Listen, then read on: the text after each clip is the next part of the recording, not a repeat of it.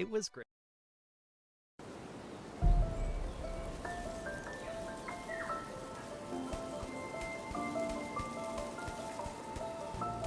A long time ago, I stood at that same door.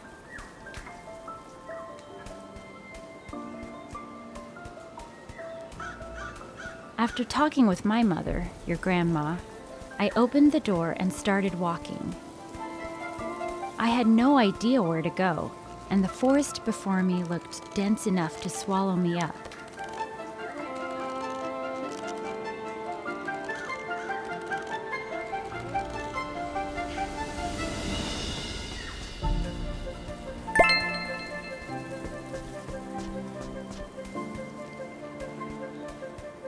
I wondered where to even begin.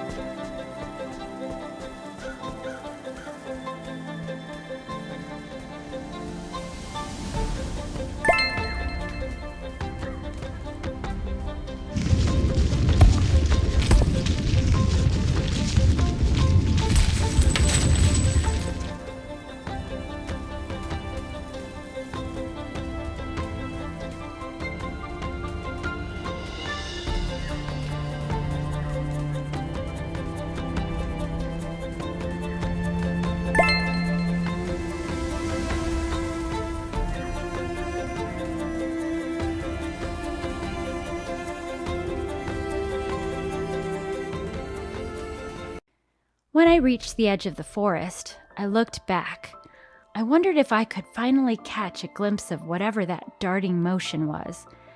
But I could see only trees. But then the fox emerged from the woods in that same spot I had. It stood for a moment, looking at me. Of course, the fox couldn't speak, but he seemed to say to me, "Well done, my child. Remember, whatever you face and wherever you go, I will be there. In fact, I am there already. Don't fear. I am going ahead." The fox darted back into the forest down the exact same pathway that I had come.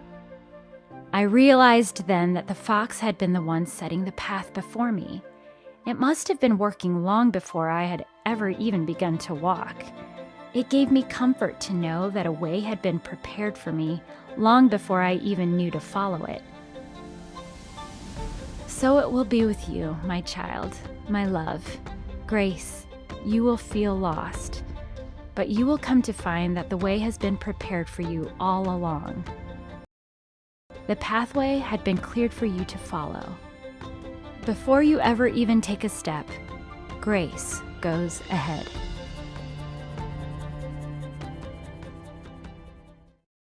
Grace looked down at her shoes and then back into her mom's face with a crinkled brow. She asked, But what if I get hurt? What if I fall down? What if I'm not strong enough? Her mother reached out and took Grace's hand and continued her story. After I made it through the forest, I was full of confidence, but that confidence didn't last. I turned, and there was the biggest and most jagged-looking mountain I'd ever seen or even imagined in my dreams. It looked like it scraped the clouds. There was no way around. I would have to climb.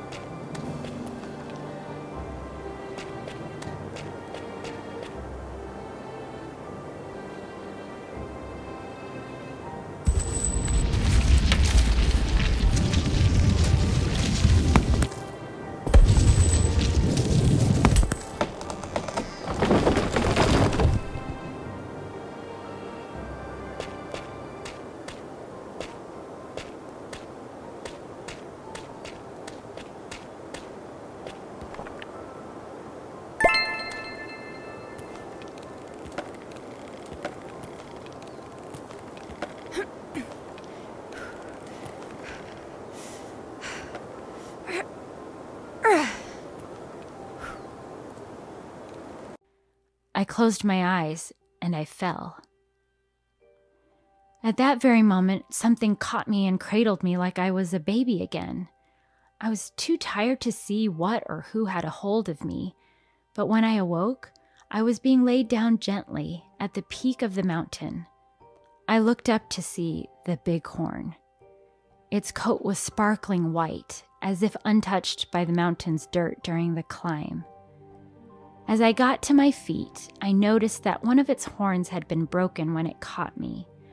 I felt very guilty, but as the bighorn trotted away, I saw that somehow the cracked horn had become whole again. So it will be with you, my child, my love. You will get hurt and be broken from time to time, but that will be the very moment when you find yourself held, rescued, and saved. When all seems lost, grace is there to pick you up, patch your wounds, and carry you to safety. Grace saves. Grace took a breath and smiled timidly at her mom. She hugged her and headed for the door. As she reached for the doorknob, she suddenly stopped and turned again to her mother. She had one more question. Mom, but how does the story end? You're up on the mountain, but how do you get back down? Grace's mother calmly replied. Let me walk with you so I can finish my story. She led Grace out the door and quickly grabbed a few things from the shelf before following her daughter, and then she continued.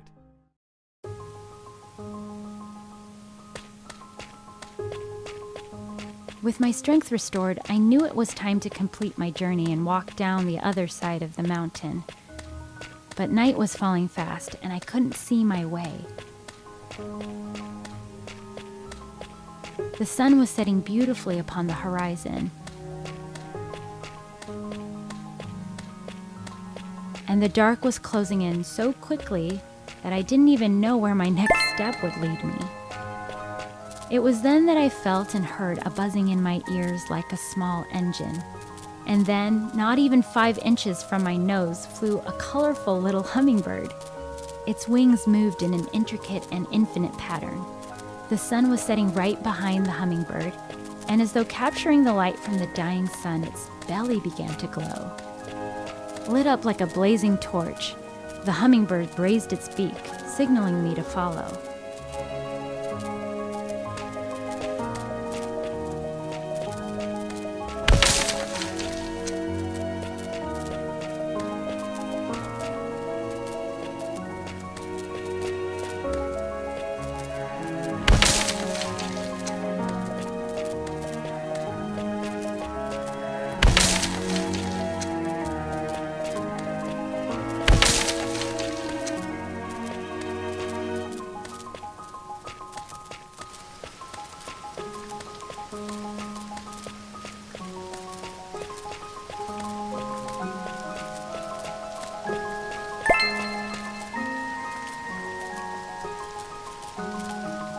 The walk down the mountain wasn't easy, especially after already coming so far. But every time I felt as if I couldn't take another step, the hummingbird's belly would shine brighter, leading me forward.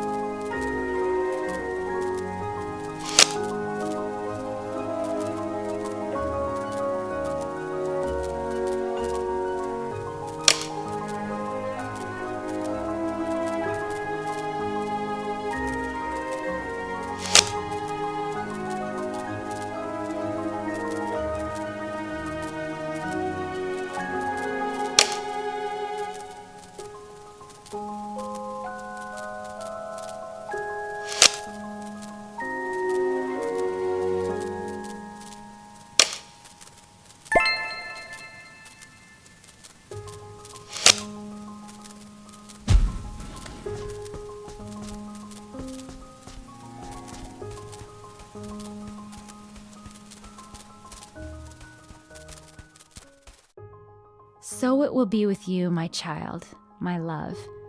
You will see the sun setting and come to the place where you feel you cannot take another step in your own strength. At that point, you must decide to fully trust and follow your guide. That will be the very moment when Grace will give you new strength and lead you all the way to the destination. Grace and her mother reached Grace's school. Kids were pouring in from all directions. Grace didn't seem nervous anymore. She tried to let go of her mom's hand, but her mother didn't allow her. She knelt down to Grace's eye level and finished her story. Upon reaching the end of my journey, I was shocked to find the fox and the bighorn waiting for me. The hummingbird joined them, and together they turned toward the morning sun. I realized that where I thought my journey had ended, it actually had just begun. So it will be with you, my child. This story is why we named you Grace. Grace doesn't end. It never ends. It just goes on and on. It is time for your journey now, and I love you very much.